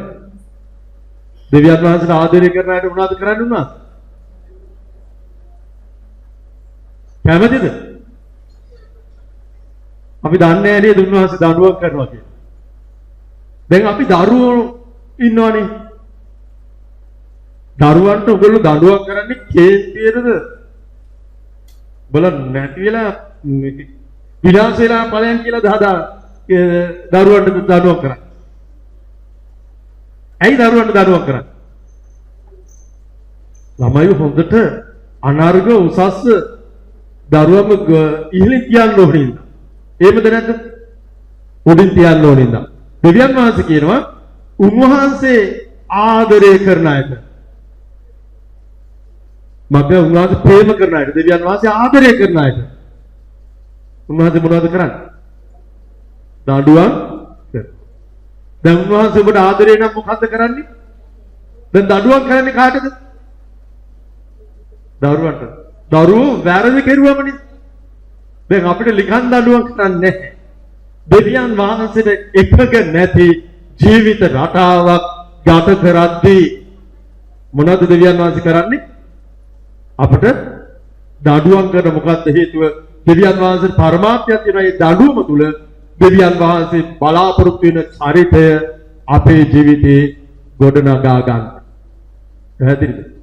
දෙවියන් වහන්සේ බලාපොරොත්තු වෙන චරිත ගුණාංග අපේ ජීවිතේ ගොඩනගා ගන්න දෙවියන් වහන්සේ ආදරය කරන ඔබට මට දඬුවම් කරනවා. මම ඒකින්ද හරි පරිස්සම් වෙන දෙවියන් වහන්සේ දඬුවම අර පියවරුන්ගේ පොළවේ මිනිස්යන්ගේ රිදෙන්න වදිනවට වඩා වැඩි හැදෙන්නම දෙනවා දඬුවම. අයි දෙවි පාර වර්ධින් නැති වෙන්නේ. ටිකක් ඒක ගොඩනගා ගන්න කාලයක් යනවා. එක දවසක දැන් අපේ දෙමව්පියෝ කරවටු කරලා දැනලා ඒ විනාඩි ගානක් පැයක් දවසක්නේ මේක ගොඩ නැගෙන්න පාරිසරයක් හදන කාල පරිච්ඡේදයක් ගත කරන්න වෙනවා. ඒකින්ද උන්වහන්සේ දඬුවම් කරන්නේ ආදරේ අයට. ප්‍රේම කරන අයට දඬුවම් කරනවා. ඒකට දිව්‍යමය සැලැස්මක් තියෙනවා. යේසු වගේ කාර්යය අපිව ගොඩනගා ගන්න. යේසු වගේ කෙනෙක් කරන්න. තේරුණාද? එතකොට දැන් දෙවියන් වහන්සේ දඬුවම් කරද්දී අපි මොකද්ද කරන්න ඕනේ? අපිට ප්‍රශ්න කරදර අමාරුකම් සමාලට ඒක දෙවියන් වහන්සේ ඉඳි දැහැප තියෙන්නේ අපේ ගොඩනැගීමට නම් අපේ අනාගතයේ සුභසිද්ධිය උදෙසා නම් අනාගතයේ යහපතක් උදෙසා නම් අපි මොකක්ද උන්වහන්සේට කරන්න ඕනේ? ස්තුති කියන හැරෙන්න වෙන දෙයක් නැහැ. දැන් ඕක යම් වෙලාවක ස්තුති කියලා අපේ තාත්තගේ අයියා මැරෙද්දී එයාගේ වයිෆ් දෙවියන් වහන්සේට ස්තුති කළා. ආත්මේ ප්‍රාණේ බාර කළා ස්තුති කරලා. අපේ තාත්තට කේන්ති ගිල්ලා නෑදෑකම් නෑත්තුවා දන්නේ නැහැ. සැලැස්ම ඔබඩඩා අපේ දඩාගේ අයියා මැරෙද්දී එයා දන්නවා. එයා ගැලීම ලැබලා එයා දෙවියන් වහන්සේට බාර කරනවා. අපේ ගඩාගිතේ මේ ඉක්මනට මැරියන් කියලා කිව්වා කියලා. මොකද මේ අත්දැකීම දන්නේ නැති හින්දා. අවුරුදු ගාණක් හිතේ කහට තියාගෙන ඉඳලා ගැලීම ලබනකම් ඒ ප්‍රශ්නේ තිබුණා. ඒ රටවල් වල නෑදෑයින් නඩඩා සිංගප්පූරු, මැලේසියා, ඉන්දියා එහෙම ගිහිල්ලා ඒ රටවල් වල අයටත් කියලා තියෙනවා මේ ප්‍රශ්නයක් අපේ නෑනගේ තියෙනවා කියලා පුදුම විදියට දන්නේ නැතුව ඒ කාලේ එහා ගැන තරහක් තියාගෙන. දැන් අපි මොකක්ද කරන්න ඕනේ? අපිට එන අමාරුකම් වලදී උන්වහන්සේට තියෙන පරමාර්ථය දැනගන්නම ඒ වේදනාව, රෝගය, පීඩාවේදී ස්වාමීන් වහන්සේ කියන සියල්ලේදී මොනව කරන්න කියලාද කියන්නේ? දැන් තේරුණාද? සියල්ලේදී මොනවද කරන්න ඕනේ අපි? ස්තුති කරන්න. ඒක ඔබට අනාර්ග කාලයක් වෙන්න යනවා. ඒ ස්තුතිය මොකද ඔබ අවබෝධ කරන් තියෙනවා ප්‍රශ්නය තුල දෙවියන් වහන්සේට තියෙන සැලැස්ම. ලෝකේ අපි ගොඩාක් දේවල් හබාගෙන ගියාට උන්වහන්සේ නැති වුණොත් අපිට ඔක්කොම නැති වුණා වගේ සමානයි. වෙන කිසිවක් උන්වහන්සේ නැතුව නැහැ. ඒකින්ද උන්වහන්සේගේ පරමාර්ථය අවබෝධ කරගෙන ගමන් කරන කෙනා තමයි පොළොවේ ජීවත් වෙන්නේ ප්‍රීතිය. මොකද යා ප්‍රශ්නය තුල දකින්නේ දෙවියන් වහන්සේගේ සැලැස්මයි. තේරුණාද? ඒකින්ද අපි දැනගන්න ඕනේ. උන්වහන්සේ පිළිගන්න සියලු පුත්‍රයන්ට මොනවද කරන්නේ? පාලනවා කියන්නේ ගහනවා. ගුටි කන්න වෙනවා. දාඩුවක් කරනවා, ගහනවා. සමහර අත්දැකීම් වල අපිට යන්න තියෙනවා. ඒ කියනවා ඊශ්‍රායල් ඉන්නවල මුරාණ්ඩු බැටළුවෝ එඬෙරුන්. ඒ බැටළුවෝ ගාලින් ඈතට යනවලු. බැටළුවට ආදරේ ඇති වෙන්න ආයෙත් යන්න නැති වෙන්න. එඬේරා මොකද්ද කරනවා කියන්නේ? මොනවද කරනවා කියන්නේ? එයා යන්නේ නැති වෙන්න ගාලේ. ඒ කකුල් බිඳිනවලු. මොකද ආව ආරක්ෂා ආදරේ තියාගන්න එඬේරා යටතේ. ඒ වගේ දෙවියන් වහන්සේ උන්වහන්සේ පිළිගන්න පුත්‍රයන්ට තලනවා. ඇයි තලන්නේ? අපේ තියෙන අභ්‍යන්තරයේ තියෙන අපිට නොපෙනෙන යම් ආකාරයේ උන්වහන්සේ නුසුදුසු ගුණාංග වලින් අප උන්වහන්සේට ලං කර ගන්නට. උන්වහන්සේ අපේ දුර්වලකම් වලින් උන්වහන්සේ වෙතට ලං වෙන්න උන්වහන්සේ මඟ පෙන්වන්නට අපට පලනවා. හොඳද නැද්ද? උන්වහන්සේ ගහද්දි මොකද්ද කියන්නේ? මොකද්ද කියන්නේ? දැන් අපි උන්වහන්සේ තලද්දි ගහද්දි ඒක අහක් කරන්න ස්වාමිනී පෞල්තුමා වගේ කියනවනේ. ස්වාමිනී අහක් කරන්න. පෞල්තුමා තුන් පාරෙන් හඬ ඇහුවා. අපි ජීවිත කාලේවත් ඒ හඬ හෙන්නේ නැවත නැවත ආඥා කරන ස්වාමිනී මේ උලාහක් කරන්න. මේ පීඩාව අහක් කරන්න. ඒ පීඩාව මැදේ තියෙන සැලැස්ම ඉලිදරව් කරගන්න ආඥා කරන්නේ කවුද? පීඩාව මැදේ, අමාරුකම් මැදේ, රෝගය මැදේ, හිඟකම මැදේ දෙවියන් වහන්සේට තියෙන සැලැස්ම එලිදරව් කරගන්න යාඥා කරන්න බය නැතුව. දෙවියන් වහන්සේගේ මිනිස්සු නේද? අපි ගැන අනර්ග සැලැස්මක් තියෙනවා. ඒක උසස් එකක්. ඒකට යන්න ඕනේ. ඒක තෝරා ගන්න ඕනේ. අපි ඊට පස්සේ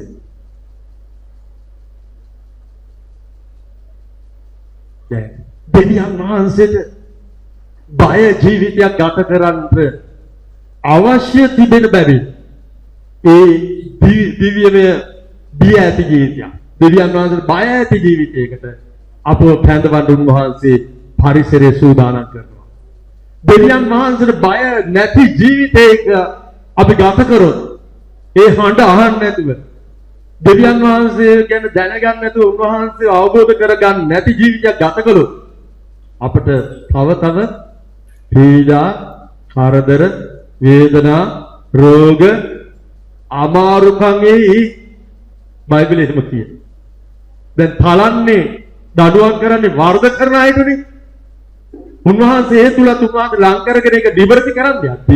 අපි ඒක දන්නේ නැතුව අපි ඒකෙන් අහකට එළියට යන්න අවබෝධය නැතුව නැවත අපි දුර්වලකම් වල ඒ තැන්වල ඉද්දී නැවත අපි බාධාවට පීඩාවටපත් වෙයි. තේරුණා නේද? දැන් මම මේක බදාද යම් විදියකට ගන්නත් ඉතින් කන ආපු අදහසක් තමයි මේ. එහෙම වෙද්දි කවුරු හරි මට මතක නැහැ ප්‍රශ්නයක් වගේ ආවා. ඇයි එන්නේ? දැන් ප්‍රශ්නේ යම් ආකාරي වැරදි කරද්දි විතරද එන්නේ? ලෙඩ රෝග. නෑ බයිබලයේ කියනවා අධික කෑමෙන් මත් නොවෙලා. ඇයි?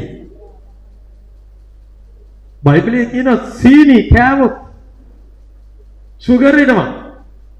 උන්වහන්සේ ලිමිට් එක දීලා යම් ආකාරයේ කියනවා මේක අඩු කරන්න. කොලෙස්ටරෝල් වැඩි අපි මේ ಜಾති කෑම කෑවොත් අධික කෑමෙන් ඒව ඇති වෙනවා. එතකොට උන්වහන්සේ ලිමිට් එක දෙනවා. ඒක කීකරු වෙලා ආහාරයෙන් පවා කීකරු වෙන්න උන්වහන්සේ අපව සූදානම් කළා තියෙනවා. අපි යටත් වෙද්දි බොහෝ වෙලාවට අපේ රෝග පීඩාවල් අමාරුකම අහකට යන්න පුළුවන්. අපි කීකරු වෙන වෙලාවෙදී. පැහැදිලිද? ඊළඟට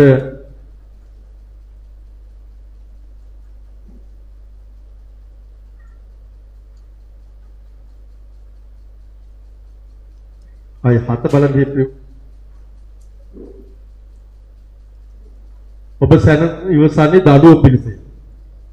දැන් අපි ප්‍රශ්න වලින් පීඩා වලින් යද්දි ඉවසනවනේ. ඒ ඉවසද්දි දෙවියන් වහන්සේ කියන දැන් ප්‍රශ්න ඇවිල්ලා කරදර ඇවිල්ලා ස්වාමිනී ඇයි මට මෙහෙම වෙන්නේ කියලා අහනව නේද? අහනවද නැද්ද? මෙහෙම ස්වාමිනී සේවය කරද්දි මෙහෙම කරද්දිත් මට ඇයි ගහන්නේ මට කලන්නේ ඇයි? මම මොකද්ද කළ වරද? දෙවියන් වහන්සේ කියන්නේ උඹලා ඒ දිවසකදී මේ උඹලා වරද නිසා කියලා කියනවා. එහෙනම් අපිට අවබෝධයක් තියෙන්න ඕනේ මොකක් ගැනද? අපේ වරද ගැන දෙවියන් වහන්සේ දිව්‍යමය එළිදරව් කරන්න ඕනේ. අපි අඩුපාඩු හදා ගන්න ඕනේ. බයිබලයේ කියනවා අපි යමක් ඉවසලා තියෙන්නේ නිෂ්කාරණේ අපි දඬුවම් කළා නෙමෙයි වරද කළා හින්දා. පැහැදිලිද? ඔබ සැම ඉවසන් දඬුවම් පිළිසේ දෙවියන් වහන්සේ පුත්‍රයන් මේ ඔබ සැම කෙරෙහි ක්‍රියා කරනසේක. අපි හැම කෙනා කෙරෙහි දෙවියන් වහන්සේ පුත්‍රයෙක් ලෙස අපි හැමෝම ඇත්තටම පුත්‍රයෝ දෙවියන් වහන්සේගේ ඒ පුත්‍රයන්ට පොළොවේ පියවරු ක්‍රියා කරනවට වඩා අනර්ග ලෙස දෙවියන් වහන්සේ අපි එක්කලා ක්‍රියා කරනවලු. මක්නිසා පියා දඩුවම් නොකරන පුත්‍රයා කවුද? මම මගේ දරුවන්ට දඩුවම් කරලා හදන්න බලනවා. ආදරයක් දඩුවම් කරලා. ඒ මගේ දරුවෝ හින්දා. හැබැයි මගේ දරුවෝ නෝනායට මම එහෙම කරන්න යන්නේ නැහැ.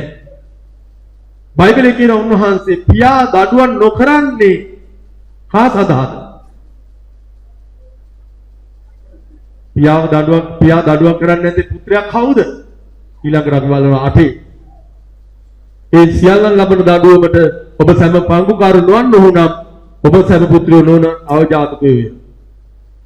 යේසුස් වහන්සේගේ අදහාගත්තා වූ අපි හැම දෙනාම දිව්‍ය ස්වභාවයට ජේසු වගේ දෙවියන් වහන්සේ ගුණාංග වලට වර්ධනය වන පිණිස දෙවියන් වහන්සේ අපි හැම දෙනාටම දඩුවම් කරනවා. අපි දෙවියන් වහන්සේගේ දඩුවම් ලබන්නේ නැත්නම් අපි දෙවියන් වහන්සේගේ බීජේ නැවත ඉපදුනා වූ අය නොවේයි කියලා කියනවා. උන්වහන්සේගේ වචනෙන් ජාතක වෙච්ච අය නෙමෙයි. බයිබලයේ කියනවා අපිව ජාතක වෙලා තියෙන වචනේ නැමැති බීජයෙන් නැවත ඉපදුනා දේව වචනේ ඉපදෙච්ච කට්ටිය. එහෙනම් දෙවියන් වහන්සේගේ දඬුවමට ලක් විය යුතු කණ්ඩායමක් කියලා බයිබලයේ අපි ගැන කියනවා. අපි ඔබට රැගෙන පිස. පැහැදිලිද?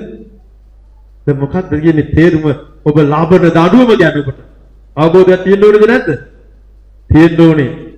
ඊළඟට අපි හදන්න එක ගහන්න කරන්නේ 9. අපට අපිට දඬුවම් කළා මාංශයේ පියවරු අපිට සිටියෝය. අපිට දඬුවම් කරන ඒ හේතු කතුරයා ඒ පොත ලියන කෙනා කියනවා අපිට දඬුවම් කරන මේ මාංශය කියන්නේ පියවරු ශරීරයක් ඇති පියවරු හිටියා. අපි ඔවුන්ට ගෞරව කළමු. වැඩියෙන්ම දැන් කාටද ඔබ ඉස්කෝලේ යන කාලේ ඔබ එපාම කරපු ගුරුවරයා ඔබට දඬුවම් කරපු ගුරුවරයා. දැන් වැඩියෙන් ඔබ ආදරේ බලන කාටද කියලා බලන්න. ඔබ හදන්න තරවටු කරපු ගහපු එක්කෙනා නෙමෙයිද කියලා බලන්න ඇතුලේ භක්තිය තියෙන්නේ. නැද්ද? එහෙම තමයි. මම ආදරේ ඒ මට ගොඩාක් තරවටු කරපු අය. එදා පෙන්වන්න බැරි අය. ඒගොල්ලන්ට පරමාර්ථයත් බොහොම දරුවෙක් හැටියට හදන්න. ඒ වගේ දෙවියන් වහන්සේ කියනවා තවද අපිට දඬුවම් කළ මාංශයේ පියවරු අපිට හිටියා. අපි ඔවුන්ට ගෞරව කළෙමු. ඊට බොහෝ වැඩියෙන් අපි විසින් ආත්මවල පියන් වහන්සේට යටත්ව ජීවත් වෙන්න යුතු නොවේද? අපිට දඬුවම් කරලා අපු ගොඩනගෙන දෙවියන් වහන්සේට ඊට වඩා යටත් වෙලා ගෞරව කරලා අපි ජීවත් වෙන්න යුතුව තිබෙනවා. ඒ මොකක්ද? අපේ සුභ සිද්ධිය උදෙසා උන්වහන්සේ අපට පාලනසේක දඬුවම් කරනසේක කියලා කියනවා. මම මේක දේශනා කරද්දී මට හරි බයයි. අලුත් අය ඇවිල්ලා මේ කැඹුරු අයට කරන දේශනයක් මේ අලුත් අයට එහෙම නෙමෙයි. මේක ආපු ගමන් දරුවෙක් ඉපදුනේ ගමන් දැන් ඔයගොල්ලෝ යේසුව අලුතෙන් පිළිගත්තේ ගමන් කුඩා දරුවෝ ආත්මික බිලින්දෝ කියලා බයිබලෙ ලියලා තියෙනවා. ඒගොල්ලන්ට තියෙන පහසුකම ගැන කියන්න බෑ. නැත්නම් ගිහලා ඊට පස්සේ බලයි මේ ගහන දෙවියන් වහන්සේ කියලා බෑ ගමන යන්න. දැන් දරුවෝ කියවම දරුවන්ට කවන්න ඕනේ කවුද? අම්මා තාත්තා. දරුවන්ගේ අවශ්‍යතාවය සපුරන්න ඕනේ කවුද? ඒ බාරකාරත්වයේ ඉන්න අය. ඒ වගේ දරුවන්ගේ හැමදේම කුඩා දරුවෙක් කියනවා අම්මේ තාත්තේ මට ඕනේ ටොෆියක් චොක්ලට් එකක් වැඩට ඇවිල්ලා ඇද්දි දෙන්න නැත ඒක. දෙනව නේද? දැන් ඊට පස්සේ සෙල්ලම් බඩු ඉල්ලද්දි දෙනවද නැද්ද? ගෙදර තියෙන දේ කැප කළා වුණා දෙනවද නැද්ද?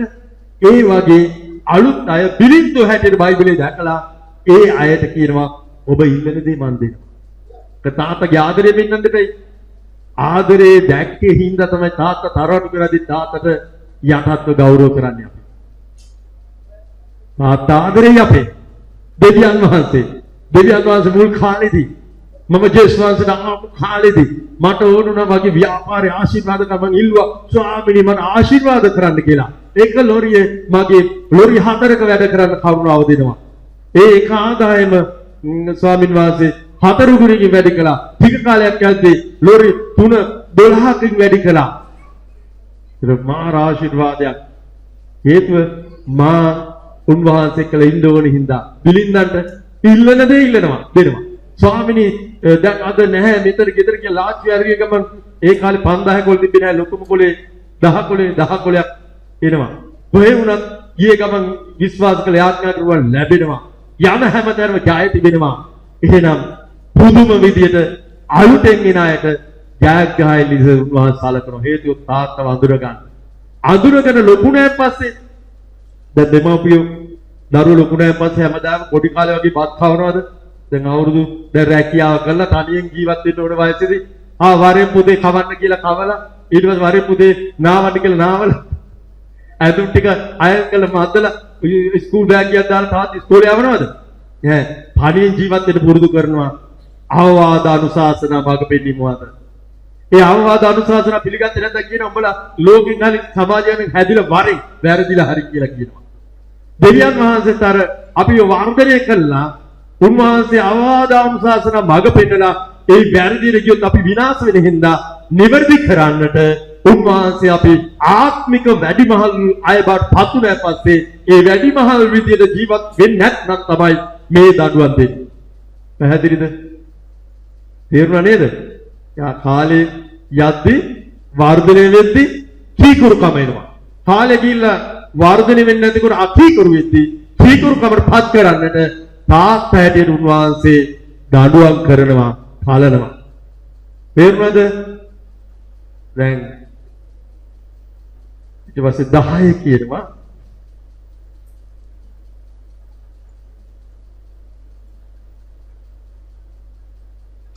මක්නිසාද ඔහු ඇත්තෙන්ම තමුන්ට යහපත් පෙරු ලෙස ස්වල්ප දෙයකට දඬුවම් කළෝය. ඒ ලෝක විරු නමුත් උන්වහන්සේ තමන්ගේ සුද්ධකමට අප තමුකාරයන් වන පිරිස අපේ ප්‍රයෝජනයේ පිරිස දඬුවම් කරනසේක. දැන් අපිට එන පීඩා කරදර ඒ මත උන්වහන්සේ දඬුවම් කරනවලු. පොළොවේ පියවරු මොකක් සඳහා දඬුවම් කරුවේ? අපිට යහපත් දේ වෙන්න, යහපතක් වෙන්න. දැන් දෙවියන් වහන්සේ මොකටද අපිට දඬුවම් කරන්නේ? මොකක්ද හදාගෙන බලන්න. නමුත් උන්වහන්සේ තමන්ගේ සුද්ධකමට අපේ ජීවිතය දෙවියන් වහන්සේ සුද්ධව ජීවත් වෙනවා. කැලැල් නැතිව, පව් නොකර, යහපත් දේව ගුණාංග ඇති මිනිසෙක් බවට අපව ගොඩනගා ගන්නට උන්වහන්සේ ඒ දෙවියන් වහන්සේ ගුණාංග වල පංගුකාරත්වය අපි දරන්න ඕන හින්දා අපේ ප්‍රයෝජනෙට කාගේ ප්‍රයෝජනෙ නෙමෙයි. උන්වහන්සේගෙන් මම දඩුවම් ලැබුවම මට ප්‍රයෝජනයක් තියෙනවා. මොකද ප්‍රයෝජනය? මාව දෙවියන් වහන්සේගේ ගුණාංග වලින් ලැබි පුද්ගලෙක් බවට පත් වෙනවා. හොඳද නැද්ද? දිව්‍යමය ගුණාංග ඇති වෙනවා මා තුල දඬුවම තුල උන්වහන්සේගේ. එතකොට දිව්‍යමය ගුණාංග එක්කලා ගොඩාක් අපට වරප්‍රසාද තියෙනවා. ගොඩාක් ජයග්‍රහයි ප්‍රීතිමත් ජීවිතයක් තියෙනවා දිව්‍යමය ගුණාංග එක්කලා අපට. එතකොට ඒ අපේ ලාභය නිසා අපේ ප්‍රයෝජන නිසා උන්වහන්සේගේ දිව්‍යමය ස්වභාවයට පංගුකාරකම් කරන්න ඕන නිසා දෙවියන් වහන්සේ උන්වහන්සේගේ මනුස්සයන්ට පාරවටු කරනවා. 11 අපි බලන්න යනවා. කිසි දඬුවමක් ලබන කල එක සෝකයේ මිස ප්‍රීතියේ කාරණාවක් දෙන්නේ නැත. දැන් දඬුවම් කරද්දි අවුරුවරින් දඬුවමක් කරද්දි ඒක කොයි වගේද පේන්නේ? හොඳට පේනවද? පේන්නේ නැහැ. දැන් අපි ගොඩාක් තරුණ කාලේ ආස හෙල්මට් නැතුව යන. ඒක කාලෙත් හෙල්මට් එක ඔළුවේ දාන්න ඕනේ. කොහෙද දායන්නේ හෙල්මට් එක? අහදී. පොලිසියෙන් දැක්ක ගමන් ඕක නවත්තලා ලියනවා දඩකොලයක්. දැන් ඊට පස්සේ කොහෙද දාන්නේ හෙල්මට් එක? ඔළුවේ. ඊට පස්සේ ඇක්සිඩන්ට් එකක් වුණාම ඔළුව බේරනවා. ඉතින් පොලිසියේ නිලධාරියාට කවදාවත් ස්තුති කරන්නේ නැහැ නේද? හැබැයි මේ නිලධාරියා ඔළුවට දාන්න හෙල්මට් එක ගැන්වුවේ හින්දා ඔළුව බේරුණා. ඒ වගේ දෙවියන් වහන්සේ දඬුවම තුල අපිට යම් ආකාරයෙන් අපගේ සුරක්ෂිතකම පිණිස යම් දේවල් මාර්ග පෙන්වනවා. කියනවා ඒක අපිට එදාට පේන්නේ ශෝකයක්. ඔය බයිනවනේ ධම්මෝ මාර මිනිස්සෙක් තමයි මේක ලිව්වනේ කියලා මොකක් හරි සමහර කුණුහරුප කියන අය කුණුහරුප කියලා තමයි කියන්නේ අරක ලිව්වනේ මේක කියලා. නේද? හැබැයි ඒ දඬුවමම අපෝ විනයකටපත් කෙරුවද නැද්ද? එදා දඬුවම දෙද්දි විනය ගැන නෙන්නේ හිතුවේ දඬුවම දුන්න කෙනා ගැන. දෙවියන් වහන්සේ අපිව විනයකටපත් කරන්න යනවා. දඬුවම් තුලින්. මොකද උන්වහන්සේ අපේ තාත්තා නිසා. නමුත් පසුවේ පිළිතුරු දැනතර ධර්මිෂ්ඨකමේ සමාදානයේ ඵල හටගන්නේ. උන්වහන්සේ දඬුවම් කරුවයන් පස්සේ අපට ලැබෙන ප්‍රයෝජනය මොකක්ද? ධර්මිෂ්ඨකමේ ධර්මිෂ්ඨ මිනිසෙක් වෙලා සමාජයේ පුරවැසියෙක් වෙලා හොඳ ගුණාංග තියෙන චරිතවත් යටහත් ප්‍රේමවන්ත යහපත් කෙනෙක් බවට පත් වෙලා ඒ පත් වෙන්න හේතුව අර දඬුවම කොච්චර දුර අපව වර්ධනය කළාද? අනිත් අය ඊට පස්සේ කියනවා මෙයා හරි ගුණවත් කෙනෙක්. දැන් මොකක්ද තියෙන්නේ මේ ප්‍රභාත් අනිත් එක්කෙනාට ඇහෙන්න දෙන්නේ නැද්ද? දඬුවම් කරන්න ඕනේ. ඒ මොකද ඔක්කොම ටික ඉස්සරහට ගියලා ඉන්න ඕනද? දඬුවම් කරුවා මොකද අනිත් දවසේ කියවන්නේ? ධර්මිෂ්ඨකමේ ඵල උපදවනවා. දැන් මොකද්ද වෙන්නේ? දඬුවම් කරුවම ධර්මිෂ්ඨකමේ ඵල උපදවනවා. ඊට පස්සේ සමාදානේ ඵල හට ගන්නවා. තව මොකක්ද වෙන්නේ? ඒ දඬුවම තිබෙන්න කියලා සමාදානය ඇති වෙ ඉන්න යනවා. උන්වහන්සේ දඬුවම් කරේ ඉඳලා අපි සමාදානෙ ඉන්නේ. උන්වහන්සේ දඬුවම් කරේ විසයි අපි ධර්මිෂ්ඨව ඉන්නේ. උන්වහන්සේ දඬුවම් කරුවා නම් මට සමාදානෙ නැහැ. උන්වහන්සේ මට දඬුවම් කරුවා නම් මට ධර්මිෂ්ඨකමේ ඵල නැහැ. එහෙනම් මම නිෂ්ඵලයි. අනිත් අය මං ගැන ಗುಣ කියන්නේ නැහැ. ಗುಣ මග නුසුදුසු මිනිස්සෙක් කියලා කතා කරයි. එහෙනම් මට ඒක යහපත උන්වහන්සේ දඬුවම් කළ නිසා. දැන් උන්වහන්සේ දඬුවම් කරන එක හොඳද නැද්ද? ඈ? උෂාර උන්වහන්සේ දඬුවම් කරන එක හොඳද නැද්ද? හොඳයි. අද රුවන් බේරුණා හොඳ වෙලෙට. මම මේ කාලයක් අල්ලගෙන රුවන්ටයි තව කෙනෙක්ටයි කියන්න. අද රුවන් බේරුණා ඇතරින්. මොකද හැමදාම රුවන් දේශනා කරනවා අනිත් ඉන්නත් මම බලාගෙන ඉන්නවා. ඕක කොයිල හරි කියන වෙලාවක් එනවනේ. අද මේ වගේ දේශනාවක් අල්ල ගන්න ඕනේ කියලා රුවන් දෙවියන් වහන්සේ මේ ටිකේ අලුත් ආලේපයකට කියනවා. අද රුවන් වෙනස් වෙලා උඩුලවුලක් කපලා ඒ අලුත් ආලේපේ. දැන් එක පේදුරු එකේ 6 සිට 7 දක්වා බලන්න. එක පේදුරු